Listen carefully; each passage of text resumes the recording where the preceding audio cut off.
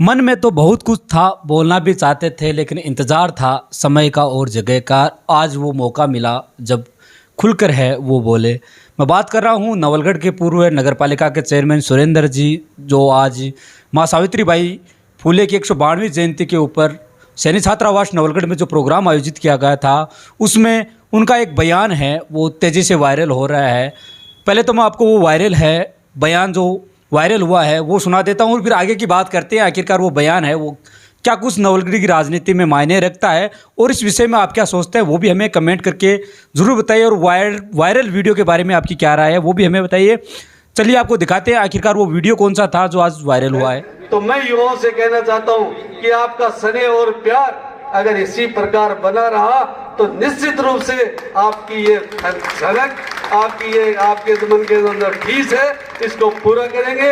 और मैं युवा साथियों से कहना चाहता हूं कि छोड़ो कल की बातें, कल की बात पुरानी, नए दौर में लिखेंगे हम मिलकर नई कहानी। पहले मैं एक पद पे काम करता था, मैं एक पार्टी का बंधा हुआ सिपाही था, मैं चेयरमैन के पद पर था, मैं उस पर छोड़ नहीं सकता था, मेरी मजबूरियां थी। इसलिए मैं समाज के, क्योंकि ये बातें होती हैं, जब कोई भी बात होती है तो बोलते कि चेयरमैन साहब पहले कहाँ थे, ये बात। लेकिन मैं मंच पर इसलिए कहना चाहता हूं और पूरे समाज को भी आश्वस्त करना चाहता हूं कि अब मैं कोई पार्टी से बंधा हुआ नहीं हूं। अब हमारी डोर खुली हुई है, जिस भी भाई को जहां भी किसी भी पार्टी से टिकट मिलेगी, सैनिक समाज नवलगढ़ उसका तन मन धन से साथ देगा और उसे निश्चित रूप से विधानसभा में भेजेंगे। मैं भी सावित्रीबाई फुले और महात्मा फुले को नमन करता हूं और युवा साथियों से कहना चाहता हूं कि हमें भी इनका इतिहास पढ़कर इनसे कुछ सीख लेकर समाज हित में कुछ न कुछ योगदान हर व्यक्ति का होना चाहिए। क्योंकि जीवन मिला है तो जीवन ऐसे ही नहीं जीना है, उस जीवन के कुछ मायने होने चाहिए। अपने लिए तो सब जीते हैं, लेकिन समाज का जो दलित वर्ग है, जो शोषित वर्ग है, जो उपेक्षित वर्ग है, उसके लिए हम जीवन में कुछ कर जाएं, यही मैं मानूंगा महात्मा फुले और सावित्रीबाई फुले को ये सबसे बड़ी श्रद्धांजलि होगी। आप सभी लोग यहाँ पधारे। एक बात, क्योंकि अभी ये चुनाव का मौसम चल रहा है और हर व्यक्ति के मन में एक ठीस है कि हमारा विधायक नहीं है। पूरे जिले की बात है ये, हर व्यक्ति और हर युवा के मन के अंदर ये बात है।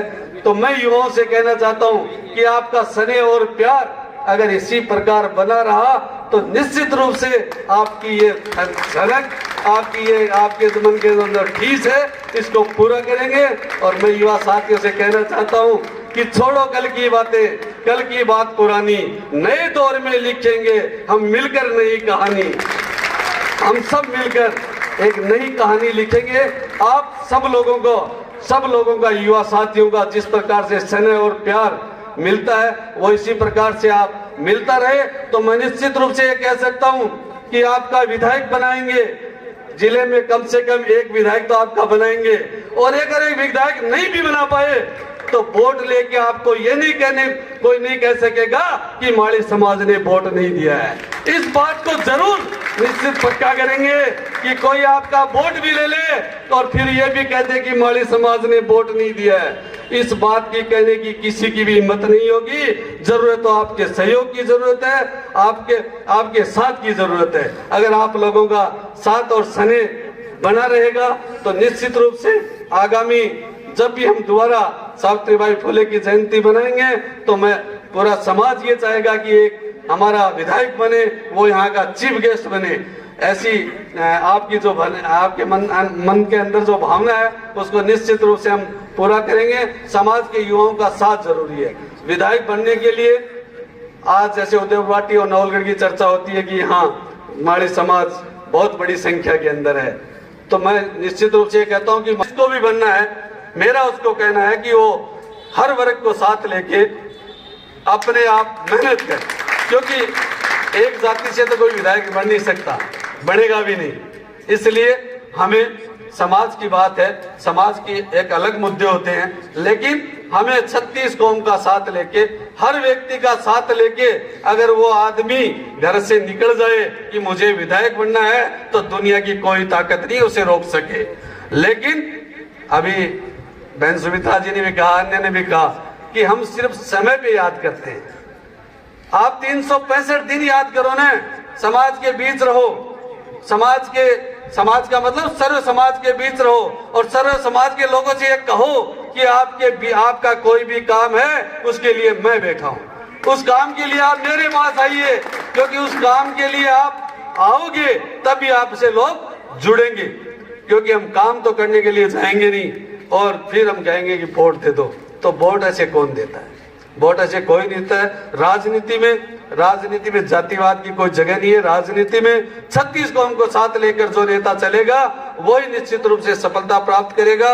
और बड़े खुशी की बात है कि आज पूरे जिले में 4-5 लोग ऐसे दिख रहे हैं जो एमएलए बनने की दौड़ में दिन रात एक कर रखी है। तो मैं भी उन सभी नेताओं को शुभकामनाएं देता हूं और सैनी समाज नवलगढ़ की तरफ से उनको आश्वस्त करता हूं कि जहां भी आपको जो भी पार्टी टिकट देगी, क्योंकि पहले भी लोग मेरे पे तो आरोप लगाते हैं कि यार टिकट मिली थी उस समय आप कहां थे। ये सत्य बात है, इसमें कोई छुपाने की बात नहीं है। लेकिन पहले मैं एक पद पे काम करता था, मैं एक पार्टी का बंधा हुआ सिपाही था, मैं चेयरमैन के पद पर था, मैं उससे छोड़ नहीं सकता था, मेरी मजबूरियां थी।